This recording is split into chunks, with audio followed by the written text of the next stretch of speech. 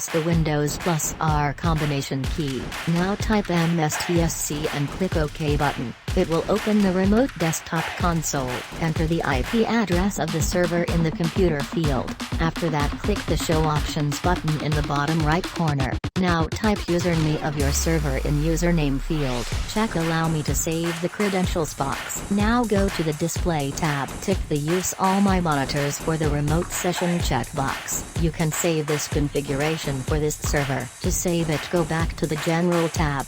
Click the Save As button. Now choose your desired location. After this, click on Save to keep the changes. That's it. Now you can use Microsoft Remote Desktop for dual monitor. All links and useful information is now available in our blogs. I hope it can help you today. If you have any issues, please let me know in the comment section. If you like our videos, then please subscribe to our channel and press bell icon for latest updates.